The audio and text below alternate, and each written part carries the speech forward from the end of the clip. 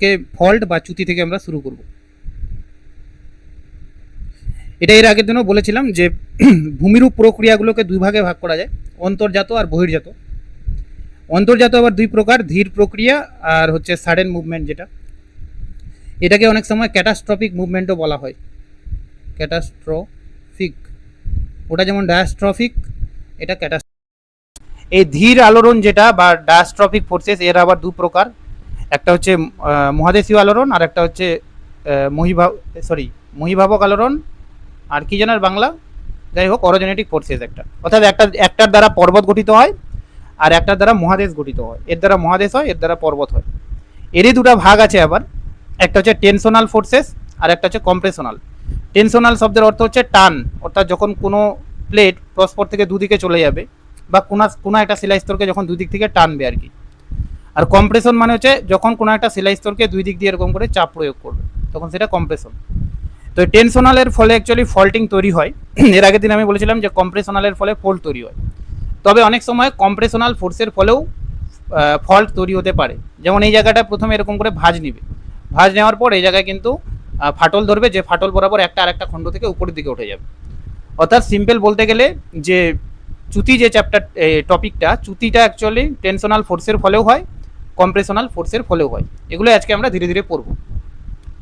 তো ফল্ট যদি আমরা দেখি, তো এই যে সিলাই স্তরটা এই জায়গায় ছিল অ্যাকচুয়ালি, এটা এই সমস্ত জায়গায়, তো আমরা দেখতে পাচ্ছি যে এটা ধীরে ধীরে নিচের দিকে নেমে গেছে। এটাকে এক কথায় ফল্ট বলা হয়, সবাই তো জানি আমরা এগুলো।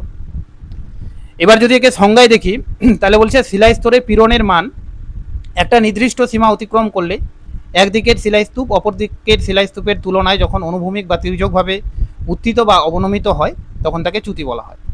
অর্থাৎ কোনো একটা শিলাস্তরকে যখন দুই দিক থেকে এরকম করে চাপ দেওয়া হবে, কিংবা সেই শিলাস্তরটাকে যদি দুদিক থেকে এরকম করে টানা হয়, বা দুটো প্লেট যদি পরস্পর থেকে দুদিকে চলে যায়, তাহলে কি হবে, এই শিলাস্তরের মধ্যে কিন্তু একটা চাপ তৈরি হবে, এবং সেই চাপটা যখন অত্যাধিক হারে বেড়ে যাবে, তখন কিন্তু এই শিলাটা কিন্তু খণ্ডে বিভক্ত হয়ে যাবে। যেমন এখানে দেখা যাচ্ছে খণ্ডে বিভক্ত হয়ে যাবে, এবং এই খণ্ডগুলোর মধ্যে একটা খণ্ড উপরে উত্থিত হবে, একটা খণ্ড নিচে বসে যাবে। এই বিষয়টাকেই সহজ ভাষায় চ্যুতি বা ফল্ট বলা হয়। তো এই ফল্ট কিন্তু কম্প্রেশনাল ফোর্সের ফলেও হয়, আর টেনশনাল ফোর্সের ফলে হয়। কম্প্রেশনালের বাংলা অর্থ হচ্ছে সংকোচন, আর সম্প্রসারণ, যেটাকে ইংরেজিতে টেনশনাল বলা হয়। ঠিক আছে, এই বাংলাগুলো আমার একটু গোলমাল লেগে যায়, যদি কিছু ভুল হয়ে যায় তাহলে আমি বারবার ইংলিশটাই বলবো। তো কজেজ অফ ফল্টিংকে তাহলে আমরা দুই ভাগে ভাগ করলাম, একটা হচ্ছে টেনশনাল আর একটা হচ্ছে কম্প্রেশনাল। এই ডায়াগ্রামটাতে দেখা যাচ্ছে টেনশনাল মানে হচ্ছে পরস্পর থেকে দূরে সরে যাবে, আর কম্প্রেশনাল মানে হচ্ছে পরস্পরের দিকে আসবে শক্তিটা। তো যখন এরকম টেনশনাল হয়, তখন কিন্তু এক প্রকারের ভাঁজ তৈরি হয়, চ্যুতি তৈরি হয়। আর যখন কম্প্রেশনাল হয়, তখন কিন্তু আরেক অন্য ধরনের চ্যুতি তৈরি হয়।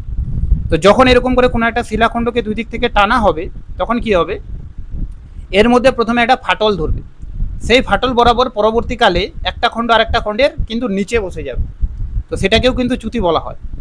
আবার যখন দুই পাশ থেকে এরকম করে কোনো শিলাস্তরকে মানে কম্প্রেস করা হচ্ছে, চাপ দেওয়া হচ্ছে, তখন কি হবে, তখন একটা যখন তার সীমাটা একদম অতিক্রম করে যাবে, অর্থাৎ আর চাপ নিতে পারবে না, তখন কিন্তু তাদের মধ্যে ফাটল তৈরি হবে, যে ফাটল বরাবর একটা খণ্ড কিন্তু এরকম করে ধীরে ধীরে উপরের দিকে উত্থিত হবে।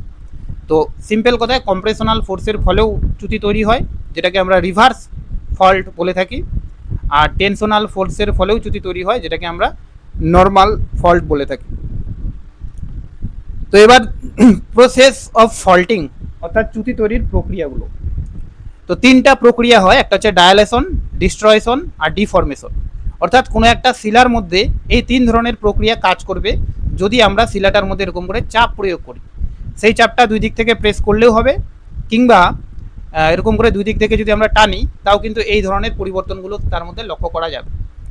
তো ডায়ালেশন যেটা আছে, সেটা মানে কি, তো এর মানে হচ্ছে আয়তনের পরিবর্তন। অর্থাৎ কোনো একটা শিলা মানলাম এরকম আছে, একটা নির্দিষ্ট আয়তন আছে, তো যদি কোনো কারণে একে চাপ দেওয়া হয় বা দুই পাশ থেকে যদি টানা হয়, তাহলে শিলাটার যদি আয়তনের পরিবর্তন হয়, তখন তাকে ডায়ালেশন বলে থাকি। আর ডিস্ট্রয়েশন মানে কি, মানে আকৃতির পরিবর্তন। দেখা গেল শিলাটার মধ্যে এমনভাবে চাপ দেওয়া হলো যে এটা আগে এরকম চতুর্ভুজ আকৃতির ছিল, পরে এরকম বৃত্তাকার হয়ে গেল বা তার শেপটা চেঞ্জ হয়ে গেল, তখন তাকে আমরা ডিস্ট্রয়েশন বলি, যার বাংলা অর্থই হচ্ছে বিকৃতি সাধন। আর একটা হচ্ছে ডিফরমেশন। তো ডিফরমেশন মানে হচ্ছে যখন দুটাই একসাথে ঘটবে, অর্থাৎ আয়তনেরও পরিবর্তন হবে, আবার পাশাপাশি আকৃতিরও পরিবর্তন হবে, তখন তাকে ডিফরমেশন বলা হয়। তো সচরাচর চ্যুতির ক্ষেত্রে এই ডিফরমেশনটাই কিন্তু বেশি লক্ষ্য করা যায়। ঠিক আছে, এবার এই ডিফরমেশনের আবার তিনটা ভাগ আছে। একটা হচ্ছে ইলাস্টিক ডিফরমেশন, একটা হচ্ছে প্লাস্টিক ডিফরমেশন, একটা হচ্ছে রাপচার ডিফরমেশন। ইংলিশ টার্মগুলো ইম্পর্টেন্ট। তো ইলাস্টিক ডিফরমেশন মানে কি, অর্থাৎ কোনো শিলা স্তর যখন বিকৃতি সাধন হবে, মানে মানলাম কেউ এই শিলাটাকে টানছে এরকম করে, তো টানার ফলে কিছুক্ষণের জন্য তার বিকৃতি সাধন হলো, কিন্তু পরবর্তীকালে সে আবার পূর্বের অবস্থায় ফিরে আসে। ঠিক যেমন ওই গার্ডারগুলোকে টানি আমরা না, টানে ছেড়ে দিলে যেমন ছিল ওরকমই হয়ে যায়, সেটাকে ইলাস্টিক ডিফরমেশন বলা হয়। অর্থাৎ এক্ষেত্রে শিলা স্তরের সাময়িক পরিবর্তন তো হয়, কিন্তু সেই পরিবর্তনটা কিন্তু কিছুক্ষণ পর আবার ঠিক হয়ে যায়। তো এই নিয়ে একটা থিওরি আছে, ইলাস্টিক রিবাউন্ড থিওরি, যেটা H.F. রিড দিয়েছিলেন 1906 সালে। সান ফ্রান্সিসকো অঞ্চলের যে ভূমিকম্প হয়েছিল, সেই জায়গায় ভূমিকম্প বর্ণনা করতে গিয়ে তিনি প্রথম লক্ষ্য করেন যে ওই জায়গায় ইলাস্টিক ডিফরমেশন হয়েছে। এবং এই থিওরিটা কিন্তু পরীক্ষায় খুব আসে। কিছু পরীক্ষা আসবে না, ডিরেক্ট বলবে যে ইলাস্টিক ডিফরমেশন বা ইলাস্টিক রিবাউন্ড থিওরি কার দেওয়া, তাহলে সেটা কিন্তু H.F. রিড হবে অ্যান্সার। আরেকটা যে প্লাস্টিক ডিফরমেশন। প্লাস্টিক ডিফরমেশন মানে যখন বিকৃতি সাধনটা এমন হবে যে বিকৃতি সাধন হলো, হওয়ার পর পূর্বের অবস্থায় আর ফিরে আসছে না। ফর এক্সাম্পল আমি যদি উদাহরণ হিসাবে বলি, তাহলে একটা রডের কথা বলতে পারি। লোহার রডকে যদি আমরা আগুন দিয়ে প্রথমে পুড়াই, তারপরে যদি দুদিক থেকে কেউ টানে দেওয়ার পর ছেড়ে দিল, তো ছেড়ে দিলে লোহাটা কিন্তু যেরকম হলো সেরকমই থেকে যাবে, আর পূর্বের অবস্থায় কিন্তু ফিরে আসে না। তো সেই ধরনের পরিবর্তনগুলোকে বলা হয় প্লাস্টিক ডিফরমেশন। আরেকটা আছে রাপচার ফরমেশন। তো রাপচার ডিফরমেশনটা কি, যখন এরকম শিলাস্তরের আকৃতির তো পরিবর্তন হলো, আয়তনেরও পরিবর্তন হলো, এবং সাথে সাথে শিলাস্তরটা ভেঙে যাবে, কিন্তু তখন কিন্তু রাপচার ডিফরমেশন তাকে আমরা বলে থাকি। ঠিক আছে, এখানকার মধ্যে একটাই কোশ্চেন পরীক্ষা দিলে দিতে পারে যে ইলাস্টিক রিবাউন্ড থিওরিটা কার দেওয়া। তো ইলাস্টিক রিবাউন্ড থিওরিটা অ্যাকচুয়ালি H.F. রিডের দেওয়া। একটু দাঁড়াও, ফোনটা সাইলেন্ট করে নিই একটু।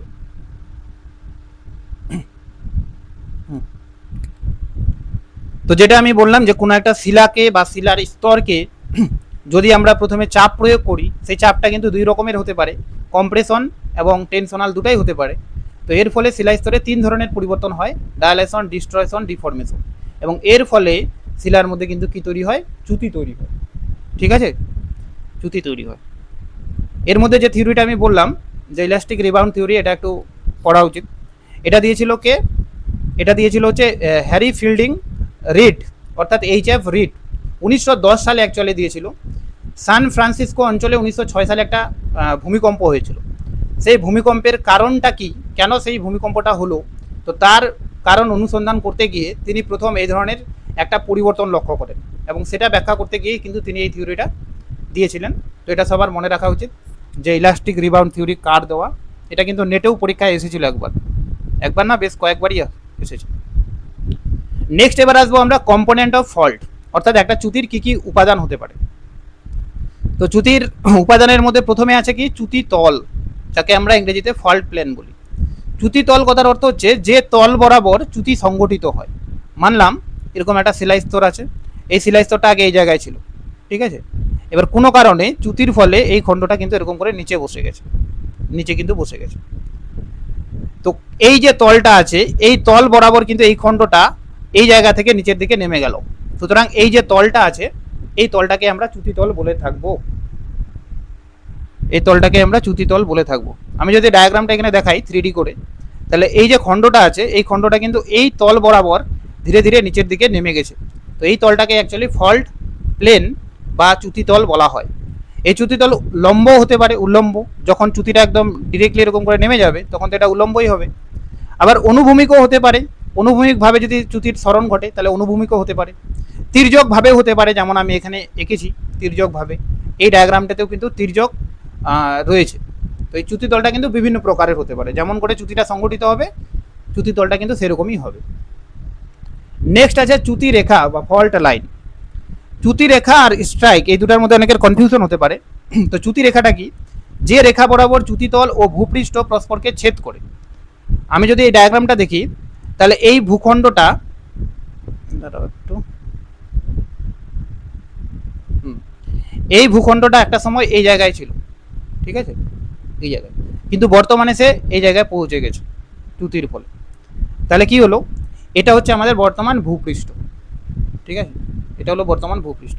এই ভূপৃষ্ঠ আর এটা হচ্ছে চ্যুতিতল, যে রেখা বরাবর মিলিত হলো, তাহলে এই রেখা বরাবর মিলিত হলো ভূপৃষ্ঠ আর চ্যুতিতল, এই রেখাটাকেই বলা হয় ফল্ট লাইন। Fault line. তো ফল্ট লাইন কিছুই না, ফল্ট লাইন হচ্ছে অবনমিত ভূপৃষ্ঠ, মানে যে ভূপৃষ্ঠটা নিচের দিকে নেমে গেল, আর চ্যুতিতল যে রেখা বরাবর মিলিত হয় সেই রেখাটাকে অ্যাকচুয়ালি ফল্ট লাইন বলা হয়, ঠিক আছে। এটা সরল হতে পারে কিংবা বক্রও হতে পারে।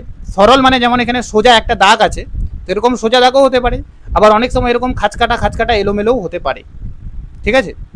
নেক্সট আরেকটা টপিক আছে যেটার নাম হচ্ছে আয়াম, বা যাকে ইংরেজিতে স্ট্রাইক বলা হয়। তো স্ট্রাইকটা কি?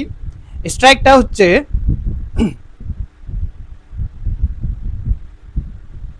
হচ্ছে এই যে চ্যুতিতলটা, যেটা এখন এই চ্যুতিতল বলছে, ভূপৃষ্ঠটা যেটা এখন এই জায়গায় নেমে গেছে, এটা তো একটা সময় এই জায়গায় ছিল, এই জায়গায় ছিল, তো এটাকে আমরা কল্পনা করতে পারি। তো এটাকে ধরলাম আমি এটা কাল্পনিক অনুভূমিক তল। কাল্পনিক তল, অনুভূমিক তল কেন কল্পনা করলাম, কারণ এখানে বর্তমানে এখানে নেই, এটা নিচের দিকে কিন্তু নেমে গেছে। তো এই কাল্পনিক অনুভূমিক তল চ্যুতিতলের সঙ্গে যে রেখা বরাবর মিলিত হয়, অর্থাৎ এই যে রেখাটা, এই রেখাটাকে বলা হয় স্ট্রাইক। স্ট্রাইক, ঠিক আছে। তো স্ট্রাইক হচ্ছে উপরের দিকে থাকবে, মানে বিপরীত চ্যুতির ক্ষেত্রে আর কি। তো স্ট্রাইক উপরের দিকে থাকবে এরকম, আর ফল্ট লাইন যেটা, সেটা কিন্তু এরকম নিচের দিকে থাকবে। ফল্ট লাইনটা কিন্তু বাস্তব যে ভূপৃষ্ঠটা তার সঙ্গে চ্যুতিতলের একটা ছেদ রেখা, আর এটা হচ্ছে কাল্পনিক তলের সঙ্গে চ্যুতিতলের ছেদ রেখা, সেটাকে বলা হয় স্ট্রাইক বা আয়াম, ঠিক আছে। নেক্সট আছে নতি বা ডিপ। তো নতি বা ডিপ কি?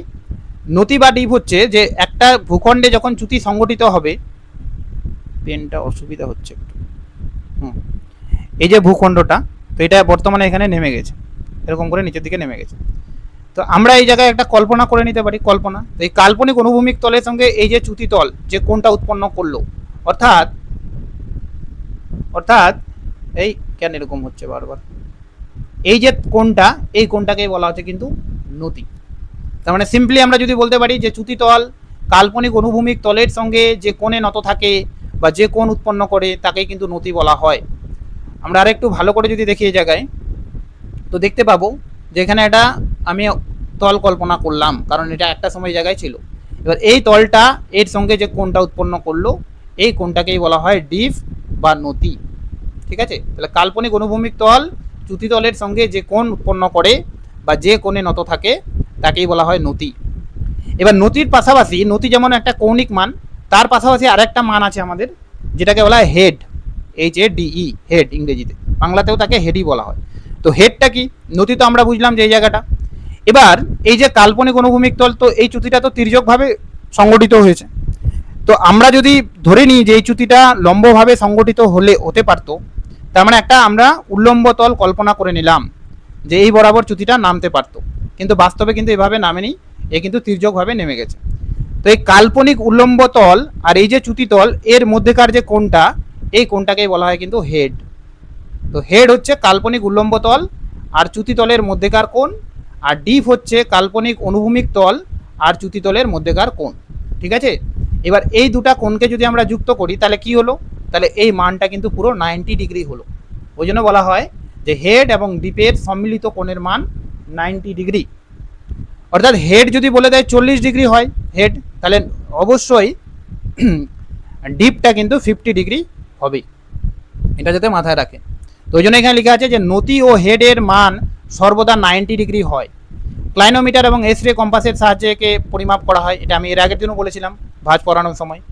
ডিগ্রিতে পরিমাপ করা হয় এবং এটা একটা ভেক্টর রাশি, কারণ এ দিক এবং অভিমুখ উভয়ই নির্দেশ করে, দিকও নির্দেশ করে প্লাস কোন দিকে ঘটেছে সেটাও কিন্তু নির্দেশ করে, অর্থাৎ মান এবং দিক দুটাই আছে, যে কারণে একে বলা হয় একটা ভেক্টর রাশি।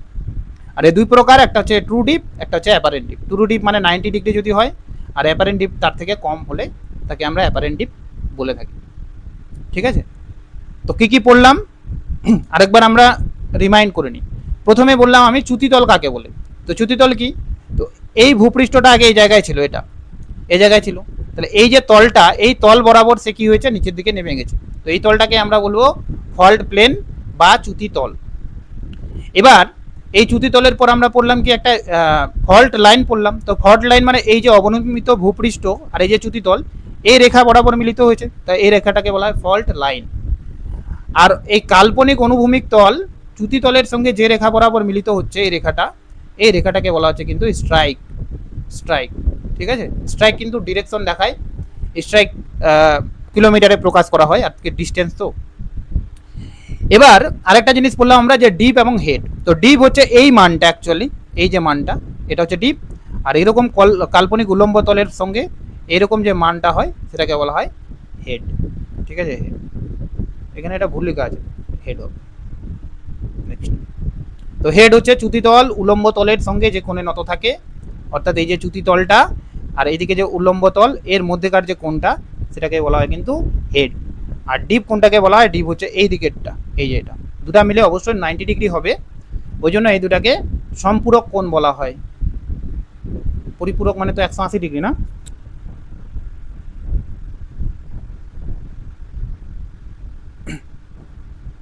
একটু দাঁড়াও,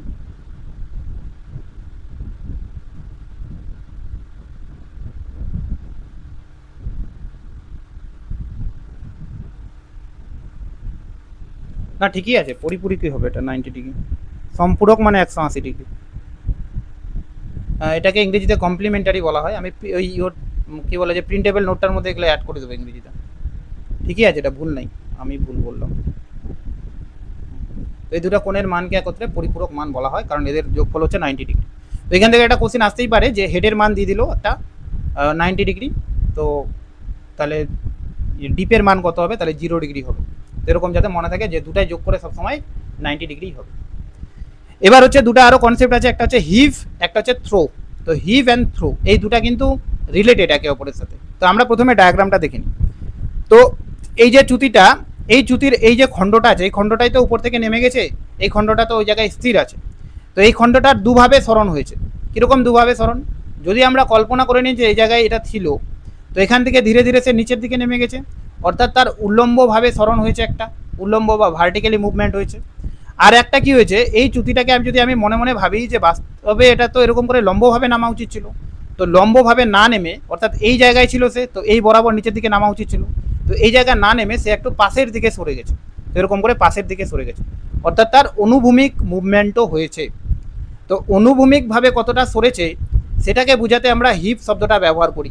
তো হিপ দ্বারা বোঝায় যে এই যে খণ্ডটা চ্যুতির ফলে নেমে যায় বা উপরে উত্থিত হয়, সেই খণ্ডটা মূল ভূখণ্ডের সঙ্গে কতটা অনুভূমিক সঞ্চারণ ঘটেছে, সেই সঞ্চারণটাকে বলা হয় হিপ।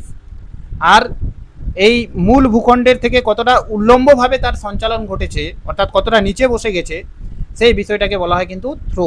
তো এই কথাটা যাতে মনে থাকে, হিপ এবং থ্রো দুটাই কিন্তু মুভমেন্টকে বোঝায়, যে চ্যুতিটা কোন দিকে ঘটেছে। যদি উল্লম্বভাবে হয় তখন তাকে আমরা থ্রো বলি, আর যদি অনুভূমিকভাবে হয় তখন তাকে আমরা হিপ বলি। এখানে লেখা আছে থ্রো এবং হিপ।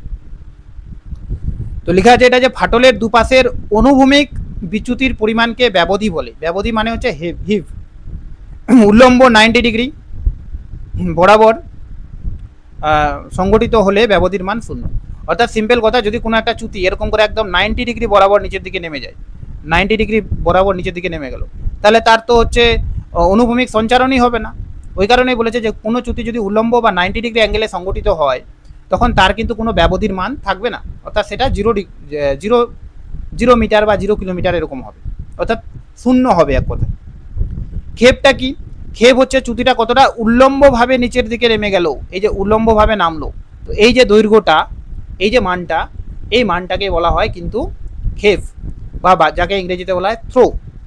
তো ফাটলের দুপাশের ভূখণ্ডের উল্লম্ব বিচ্যুতির পরিমাণকে এক কথায় ক্ষেপ বলা হয়। এই ক্ষেপ আবার দুই প্রকারের হয়, ঊর্ধ্বক্ষেপ আর অধক্ষেপ। কারণ আমরা একটু পরে পড়বো যে চ্যুতিকে অনেকগুলো ভাগে ভাগ করা হয়, তার মধ্যে দুটা প্রধান ভাগ হচ্ছে, একটা হচ্ছে নর্মাল ফল্ট আর একটা হচ্ছে রিভার্স ফল্ট।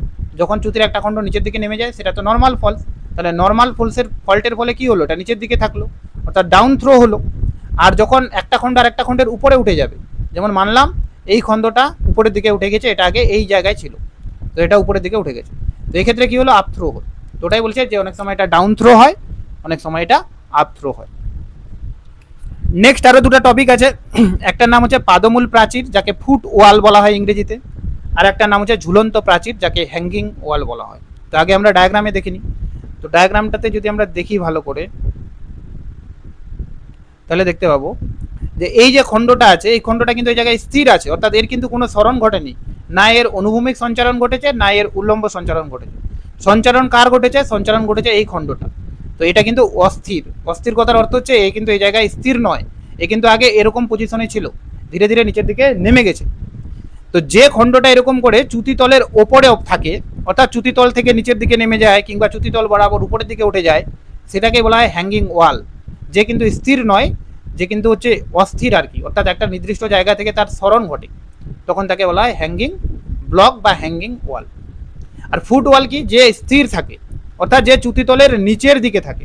এই যে চ্যুতিতল, চ্যুতিতলের নিচের দিকের অবস্থান, আর যার উপরের দিকে অবস্থান অর্থাৎ এই দিকে অবস্থান, সেটাকে বলা হয় হ্যাঙ্গিং ওয়াল।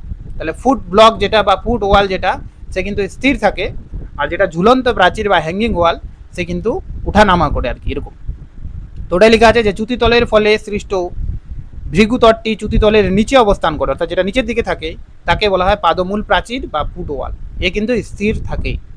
আর চ্যুতিতলের উপরে অবস্থান করে তাকে ঝুলন্ত প্রাচীর বলা হয়, এটি কিন্তু স্থির নয়, একে ঊর্ধ্বস্তূপ বা ন্যস্ত শিলাও বলা হয়। তো ন্যস্ত শিলাও বলা হয় একে, এটা মনে রাখা যেতে পারে।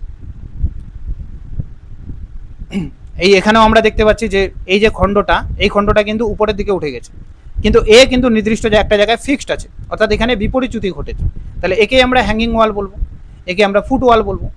যে উপরের দিকে উঠে যায় কিংবা নিচে বসে যায়, যে যার যার হচ্ছে মুভমেন্ট হয়, সেই খণ্ডটাকে এক কথায় হ্যাঙ্গিং ওয়াল বলা হয়।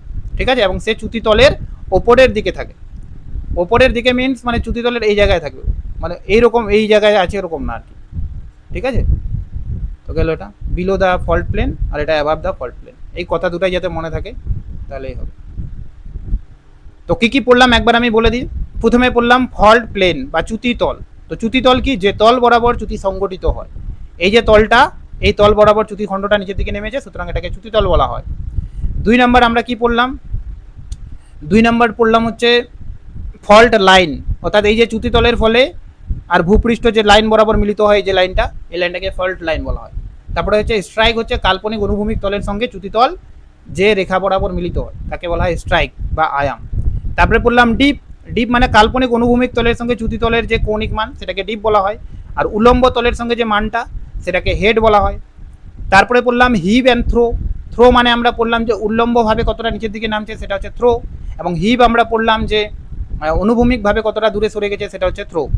যদি চ্যুতিটা লম্বভাবে সংগঠিত হয় তাহলে হিবের মান 0 হবে, আর যদি চ্যুতিটা অনুভূমিকভাবে সংগঠিত হয় অর্থাৎ নিচের দিকে না নামে, তাহলে কিন্তু থ্রোর মান 0 হবে, থ্রো 0 হবে তখন, অর্থাৎ উলম্ব সঞ্চারণই হবে না। আর একটা পড়লাম হ্যাঙ্গিং ওয়াল, যেটা ওপরের দিকে থাকে। ফুট ওয়াল, যেটা চ্যুতিতলের নিচের দিকে থাকে, এর কিন্তু সঞ্চারণ হয় না, কিন্তু হ্যাঙ্গিং ওয়ালের কিন্তু সঞ্চারণ হয়। এতগুলো এখন পর্যন্ত পড়লাম। এবার যেগুলো আছে এগুলো অতটা ইম্পর্টেন্ট নয়। একটা হচ্ছে আপ থ্রো আর ডাউন থ্রো। তো up throw down throw simple জিনিস। একটা চ্যুতি এরকম সংগঠিত হয়েছে, এই চ্যুতির ফলে যে খণ্ডটা নিচের দিকে থাকে, তো নিচের দিকে আছে, সুতরাং এটা হলো ডাউন থ্রো। মানে এক কথায় নিচের দিকে যদি নামে তো ডাউন থ্রো, আর যদি দেখা গেল এটাই উপরের দিকে উঠে গেছে, এই যে এই জায়গায় স্থির আছে, তখন সেটাকে আমরা বলবো আপ থ্রো। একটু আগে বললাম আমি থ্রোর, এটা গেল। এবার এরপরে আছে স্লিকেন সাইড অ্যান্ড চ্যুতি ব্রেক্সিয়া। তো স্লিকেন সাইড এবং চ্যুতি ব্রেক্সিয়া হচ্ছে যদি চ্যুতি তলটা, এই যে তলটা, যে তল বরাবর চ্যুতি সংগঠিত হচ্ছে, এই তলটা যদি মসৃণ হয়, তখন তাকে আমরা বলবো স্লিকেন সাইড। আর যদি এটা অমসৃণ বা খাঁচ কাটা বা কৌণিক তির্যক এরকম হয়, ঠিক আছে, এলোমেলো এরকম আর কি হয়, তখন তাকে আমরা বলবো কি ফল্ট ব্রেক্সিয়া। তো এই জায়গায় যদি আমরা দেখতে পাই, এটা হচ্ছে স্লিকেন সাইড, আর এটাই যখন খাঁচ কাটা হবে তখন সেটা হবে ফল্ট ব্রেক্সিয়া। এই স্লিকেন সাইড হবে না ফল্ট ব্রেক্সিয়া হবে, এটা কিন্তু নির্ভর করে এই যে খণ্ডটা নামছে, এই খণ্ডের গায়ে কীরকম শিলা রয়েছে তার উপর। যদি শিলাগুলো শক্ত থাকে তাহলে নিশ্চয়ই সেটা এবড়ো খেবড়ো হবে, আর যদি শিলাগুলো নরম থাকে তাহলে নামার সময় মসৃণ তল তৈরি করবে, তখন সেটা সিলিকন সাইড হয়ে যাবে। ঠিক আছে? তাহলে তলটাকে আমরা সিলিকন সাইডও বলতে পারি, আবার হচ্ছে ফল্ট ব্রেক্সিয়াও বলতে পারি। নেক্সট একটা আছে ফ্লুকন ও গুজ। তো ফ্লুকন আর গুজ কি? যখন এরকম চ্যুতিতল বরাবর একটা খণ্ড নিচের দিকে নামে, মানলাম এই যে খণ্ডটা এই জায়গায় ছিল, তো এর নিচের দিকে নেমে যাচ্ছে, তখন কি হয়, চ্যুতিতল আর এই যে অবনমিত খণ্ডের ঘর্ষণের ফলে এই জায়গায় অনেক শিলাচূর্ণ তৈরি হয়। ঠিক আছে?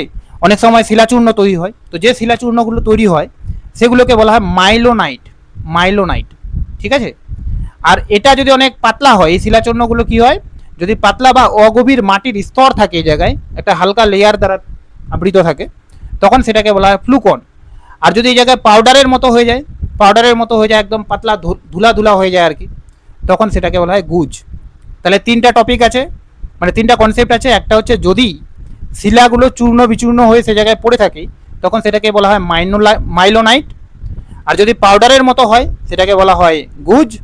আর যদি ওই পাউডার বা মাইলোনাইট মিলে একটা হালকা স্তর তৈরি হয়ে যায়, তখন সেটাকে বলা হয় ফ্লুকন। ঠিক আছে, তো এগুলোই ছিল কম্পোনেন্ট। কারো কোনো অসুবিধা এতদূর পর্যন্ত?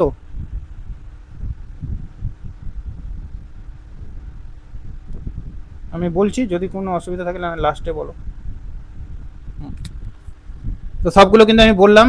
নেক্সট, তো প্রথমের দিকেরগুলো বেশি ইম্পর্টেন্ট কিন্তু। হ্যাঁ, নেক্সট এবার আমরা আসবো টাইপস অফ ফল্ট, অর্থাৎ চ্যুতির শ্রেণী বিভাগ। তো চ্যুতির মোটামুটি এখানে 19টা টাইপ আছে। এই 19টা টাইপের মধ্যে প্রথমগুলো বেশি ইম্পর্টেন্ট, এই যে থ্রো ফল্ট পর্যন্ত বেশি ইম্পর্টেন্ট, এই নিচেরগুলো কিন্তু অতটা ইম্পর্টেন্ট নয়, কিন্তু যেহেতু বইয়ের মধ্যে আছে আমি সবগুলোই বলে দিচ্ছি। তো সবার প্রথমে আমরা পড়বো normal fault and reverse fault. তো normal fault and reverse fault অনেকবার বললাম আমি, তো আগে আমরা ডায়াগ্রামটা দেখে নিই একবার। তো যদি কোনো শিলাস্তরে এরকম করে টান বল কাজ করে, বা দুটা প্লেট যদি পরস্পর থেকে দূরে সরে যায়, এরকমও হতে পারে, তখন কি হয়, মাঝখানে কিন্তু একটা ফাটল তৈরি হবে প্রথমে। এই ফাটল বরাবর পরবর্তীকালে একটা ভূখণ্ড যদি নিচে বসে যায়, ঠিক আছে, তখন তাকে বলা হয় নর্মাল ফল্ট, অর্থাৎ এটাই স্বাভাবিক ঘটনা, এটাই স্বাভাবিক চ্যুতি। আর বিপরীত চ্যুতি কোনটাকে বলে, যেটাকে যার ইংরেজি নাম রিভার্স ফল্ট, যখন কোনো শিলাস্তরকে এরকম করে দুদিক থেকে চাপ দেওয়া হবে, মানলাম এদিক থেকে আর এদিক থেকে চাপ দেওয়া হচ্ছে, এই চাপের ফলে কি হবে, একটা খণ্ড আরেকটা খণ্ডের এরকম করে উপরে উঠে যাবে। প্রথমে এরকম থাকলো, এটা প্রচুর চাপ দেওয়া হলো, এরকম বক্র হলো, বক্রের পর তারপরে কি হবে, তার মধ্যে এরকম করে ফাটল ধরবে। তো ফাটল বরাবর তখন কি হবে, একটা খণ্ড আর একটা খণ্ডের এরকম করে উপরে উঠে যাবে, এরকম করে উপরের দিকে উঠে যাবে, তখন সেটাকে বলা হয় রিভার্স ফল্ট। তো রিভার্স ফল্টের ক্ষেত্রে হ্যাঙ্গিং ওয়ালটা উপরের দিকে থাকে, অর্থাৎ আপ থ্রো হয়, আর নর্মাল ফল্টের ফলে এটা ডাউন থ্রো হয়, এটুকু যাতে মনে থাকে। এটা তাহলে কি, প্রসারণ বল ও মধ্যাকর্ষণ শক্তির প্রভাবে সৃষ্টি চ্যুতি হয়, তাই একে স্বাভাবিক চ্যুতি এবং অনেক সময় একে অভিকর্ষজ চ্যুতিও বলে। কেন অভিকর্ষজ চ্যুতি বলে, কারণ যেহেতু এ নিচের দিকে নামে, তো অভিকর্ষজ বলের দরুন সে নিচের দিকে নামছে, ওই জন্য তাকে অনেক সময় অভিকর্ষজ চ্যুতিও বলা হয়। আর এটা কিন্তু অভিকর্ষের বিপরীতে উপরের দিকে উঠে যায়, ওই জন্য একে বলা হয় অভিকর্ষের বিপরীত চ্যুতি। তো এখানে চ্যুতি তলের মান সচরাচর 45 থেকে 90 ডিগ্রির মধ্যে কিন্তু অবস্থান করে, 45 টু 90 ডিগ্রি এর মধ্যে অবস্থান করে। ঠিক আছে, এর ফলে চ্যুতি ভৃগু, হর্স্ট গ্রাবেন, রিড ভ্যালি, এই সমস্ত বিষয়গুলো তৈরি হয়। এগুলো সম্পর্কে আমি একটু পরে পড়াবো, তখন ক্লিয়ার হয়ে যাবে। এবার দীর্ঘদিন ধরে নগ্নি ভবনের ফলে চ্যুতি ভৃগুর উচ্চতা কমে যায়, তাই এর প্রকৃত উচ্চতা মাপা কিন্তু কঠিন।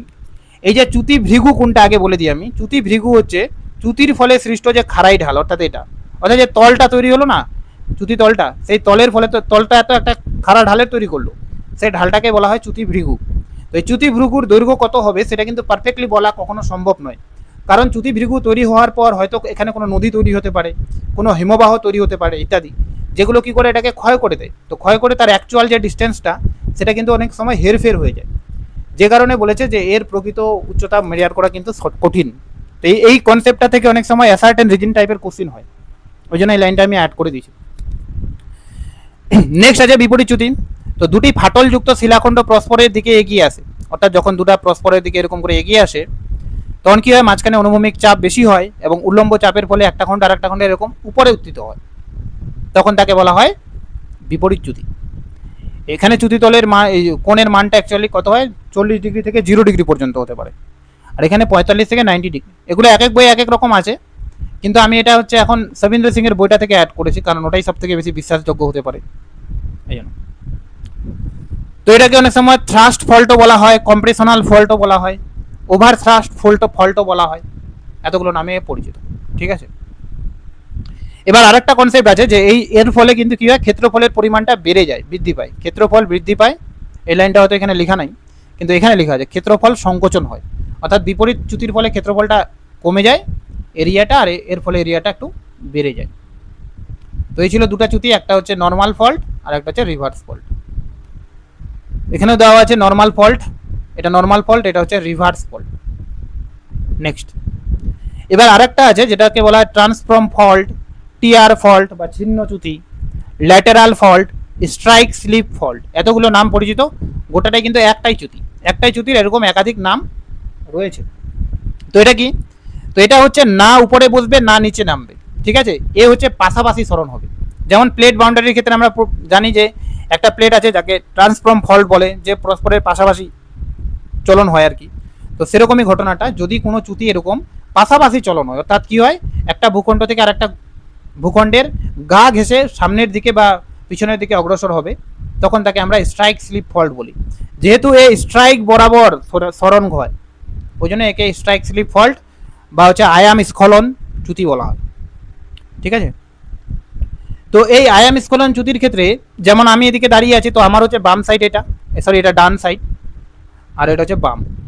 তো কোন বাহুটা সরছে, অর্থাৎ কোন ফল্টের অংশটা সরছে, তার ভিত্তি থেকে দুভাগে ভাগ করা হয়। যদি এরকম বাম অংশটা সামনের দিকে এগিয়ে যায় আর এটা যদি স্থির থাকে, তাহলে সেটাকে কি বলা হয়, সিনস্ট্রাল ফল্ট, সিনস্ট্রাল ফল্ট। আর যদি হচ্ছে ডান বাহুটার মুভমেন্ট হয়, তখন তাকে বলা হয় ডেক্সট্রাল ফল্ট, ঠিক আছে, ডেক্সট্রাল ফল্ট। এখান থেকে একটা কোশ্চেন আসছিল প্লেট টেকটনিক থিওরির, যে ওই যে ট্রান্সফর্ম ফল্ট, সান আন্দ্রি চ্যুতি, তো সান আন্দ্রি চ্যুতিতে কোন ধরনের স্ট্রিক মানে কোন ধরনের স্কলন দেখা যায়, তো ওটা কিন্তু ডেক্সট্রাল ফল্ট হবে। আর এই সিনস্ট্রাল যেটা আছে, এটার সঙ্গে একটা হিমালয়ের যে একটা কনসেপ্ট আছে যে সিনট্যাক্সিয়াল বাঘ, সিনট্যাক্সিয়াল বাঘ মানে কি দক্ষিণমুখী বাঘ, তো ওটা ছিল সিনট্যাক্সিয়াল, সিনট্যাক্সিয়াল। তো সিনট্যাক্সিয়াল কথার অর্থ হচ্ছে দক্ষিণমুখী, কিন্তু সিনস্ট্রাল কথার অর্থ হচ্ছে বাম দিকে। এই দুটা যাতে কনসেপ্ট গোলমাল না লাগে, ঠিক আছে।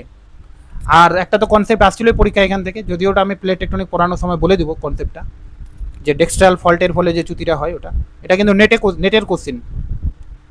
নেক্সট, তাহলে আমরা প্রধান তিন ধরনের চ্যুতি দেখলাম। একটা হচ্ছে রিভার্স ফল্ট, রিভার্স ফল্টের ফলে কি হলো, খণ্ডটা উপরের দিকে উত্থিত হলো। আর এখানে যেহেতু সংকোচন বল কাজ করছে, ওই জন্য একে কম্প্রেশনাল ফল্টও বলা হয়, বা অভিকর্ষের বিপরীতে কাজ করছে, ওই জন্য একে অভিকর্ষের বিপরীত চ্যুতিও বলা হয়। আর একটা হচ্ছে নর্মাল ফল্ট, এই খণ্ডটা অ্যাকচুয়ালি নেমেছে, তীরচিহ্নটা ভুল আছে। নর্মাল ফল্ট কি হবে, যখন একটা খণ্ড আর একটা খণ্ডের নিচে বসে যাবে, সেটা হলো নর্মাল ফল্ট। তো যেহেতু অভিকর্ষের দিকেই হচ্ছে, তো ওই জন্য একে অনেক সময় অভিকর্ষ চ্যুতিও বলে। আর একটা হচ্ছে পাশাপাশি চলন, তো সেটাকে বলা হয় স্ট্রাইক স্লিপ ফল্ট। যেহেতু স্ট্রাইক বা আয়াম বরাবর ঘটে, ওই জন্য একে আয়াম স্খলন চ্যুতি বলা হয়। এর আবার দুটা ভাগ আছে, একটা হচ্ছে সিনস্ট্রাল, একটা হচ্ছে ডেক্সট্রাল। তো ডেক্সট্রাল মুভমেন্টের ফলে কিন্তু সানান্দ্রিত চ্যুতি, মানে সানান্দ্রিজ অঞ্চলে কিন্তু ডেক্সট্রাল মুভমেন্ট হয়েছে। এবার কি বলে যে আয়াম স্খলন চ্যুতি হলো, তাহলে আরেকটা চ্যুতি আছে ডিপ স্খলন চ্যুতি। তো ডিপ স্খলন চ্যুতিটা অ্যাকচুয়ালি ওই যে রিভার্স ফল্ট আর নর্মাল যে ফল্টটা, সেই দুটাই অ্যাকচুয়ালি ডিপ স্খলন চ্যুতি। কারণ এটা কি হয়, ডিপ বরাবর নিচের দিকে নেমে যায়, এই বরাবর নিচের দিকে এরকম করে নেমে যায় কিংবা উপরের দিকে ওঠে। তো যদি এরকম ডিপ বা নতি বরাবর চ্যুতি সংগঠিত হয়, তখন তাকে নতি স্খলন চ্যুতি বলে। অর্থাৎ পাশাপাশি সরণ হলে সেটা হচ্ছে স্ট্রাইক স্লিপ ফল্ট, আর উপরে বা নিচে উত্থান অবনমন হলে সেটাকে বলা হয় ডিপ স্লিপ ফল্ট। এবার এই দুটাকে কম্বাইন করে আরেকটা কনসেপ্ট আছে, যার নাম হচ্ছে তির্যক স্খলন চ্যুতি, বা যাকে ইংরেজিতে বলা হয় অবলিক স্লিপ ফল্ট। তো অবলিক স্লিপ ফল্ট হচ্ছে দুটার কম্বিনেশন আর কি। অর্থাৎ এরকম তো কোনোদিন হয় না যে নিচের দিকে নামছে, পাশের দিকে একটুকু সরণ হয়নি। তো বাস্তবে কিন্তু এটাই বেশি দেখা যায়, যে নিচের দিকেও একটু নামলো প্লাস পাশের দিকেও একটু সরে গেল।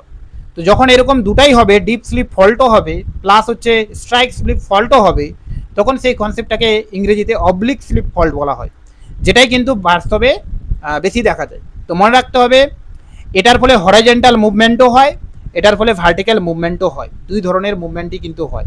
কিন্তু ডিপ স্কেলনের ক্ষেত্রে আমরা শুধুমাত্র ভার্টিক্যাল মুভমেন্ট লক্ষ্য করব, আর স্ট্রাইক স্লিপের ক্ষেত্রে শুধুমাত্র হরাইজন্টাল মুভমেন্ট লক্ষ্য করব।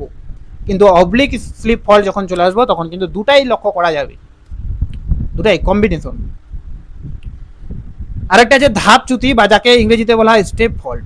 তো স্টেপ ফল্টটা কি আগে আমরা ডায়াগ্রামে দেখিনি। তো যখন একটা নির্দিষ্ট অঞ্চলে প্রথমে একবার স্বাভাবিক চ্যুতি হলো ওই জায়গায়, পরবর্তীকালে তার মধ্যে আবার স্বাভাবিক চ্যুতি হলো, তারপরে তার মধ্যে আবার স্বাভাবিক চ্যুতি হলো, এরকম অনেকগুলো স্বাভাবিক চ্যুতি পর পর হতে থাকে, তখন এই সমগ্র ভূপৃষ্ঠটা দেখতে একটা সিঁড়ি বা স্টেপের মতো হয়ে যায়, যে কারণে একে বলা হয় ধাপ চ্যুতি বা সোপান চ্যুতি বা স্টেপ ফল্ট, ঠিক আছে। তো ওটাই লেখা আছে যে ফল্ট প্লেন বরাবর একই দিকে পরপর নামতে থাকে।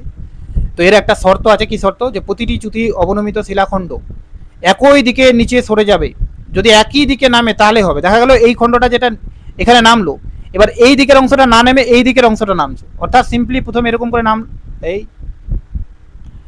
এরকম করে নামলো, নামে এই দিকের অংশটা না নেমে দেখা গেলো এটাই নিচের দিকে নামছে, তখন কিন্তু এই ধরনের চ্যুতি সংঘটিত হবে না। কখন হবে? যখন সবগুলো একই দিকে নামতে থাকবে পর পর পর পর, তখনই কিন্তু এরকম সিঁড়ির মতো ভূমিরূপ তৈরি হবে।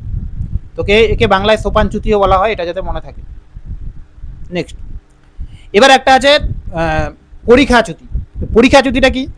যখন এরকম করে একদিকে সোপান চ্যুতি হচ্ছে প্লাস এদিক থেকেও সোপান চ্যুতি হচ্ছে এরকম করে, এবার এরকম এই দুটা সোপান চ্যুতি যখন পরস্পর মিলে যাবে একটা জায়গায় এসে, তখন সেটাকে বলা হয় পরীক্ষা চ্যুতি। ঠিক আছে? এর মধ্যে গ্রস্ত উপত্যকা, এটাকে গ্রস্ত উপত্যকাও বলে, আবার এই জায়গায় ব্লক মাউন্টেন তৈরি হতে পারে, সেগুলো আমরা পরে পড়ছি। পূর্ব আফ্রিকার গ্রস্ত উপত্যকার উদাহরণ একটা সোপান চ্যুতি, তবে বাস্তবে এরকম উদাহরণ কিন্তু খুব কম লক্ষ্য করা যায়, এরকম কিন্তু হয় না সচরাচর। তো আমরা কি দেখলাম যে প্রথমে স্বাভাবিক চ্যুতি হলো, অর্থাৎ নিচের দিকে নামলো, এই স্বাভাবিক চ্যুতি থেকে ধীরে ধীরে ধীরে ধীরে সোপান চ্যুতি হলো, সোপান চ্যুতি আবার থেকে ধীরে ধীরে ধীরে ধীরে কি হলো, দুটা মিলে গিয়ে পরীক্ষা চ্যুতি তৈরি হলো। অর্থাৎ স্বাভাবিক চ্যুতি তৈরি হবার পর সোপান চ্যুতি হবে, এবং সোপান চ্যুতি থেকে ধীরে ধীরে পরীক্ষা চ্যুতি হবে। এই সোপান চ্যুতি মাঝখানে নেই, ডিরেক্ট পরীক্ষা চ্যুতি এরকম কিন্তু হবে না, মানে এক পরপর আর কি ধীরে ধীরে যাবে। তো ওটাই দেখা যাচ্ছে, এটা হচ্ছে স্বাভাবিক চ্যুতি, যেখানে একটা খণ্ড নিচের দিকে নেমে গেছে।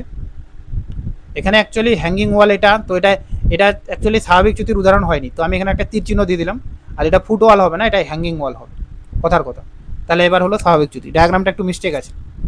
তারপরে হচ্ছে এখানে স্টেপ ফল্ট, তারপরে এখানে হচ্ছে পরীক্ষা চ্যুতি বা ট্রাফ ফল্ট, দ্রোণী চ্যুতি বলা হয় একে। নেক্সট, এবার যেগুলো আছে এগুলো অতটা ইম্পর্টেন্ট নয়, কিন্তু বইয়ের মধ্যে থাকে, বিশেষ করে বাংলা বইগুলোতে বেশি থাকে, এই জন্য আমি একবার বলে দিই। একটা আছে লংগিটিউডনাল ফল্ট, একটা হচ্ছে ট্রাভার্স ফল্ট। তো লংগিটিউডনাল ফল্টটা কি? মানলাম আমার একটা জায়গা, আমাদের যেমন এই রিজিয়নের ঢালটা কি হচ্ছে উত্তর থেকে দক্ষিণে, উত্তর থেকে দক্ষিণ মুখে ঢাল আছে।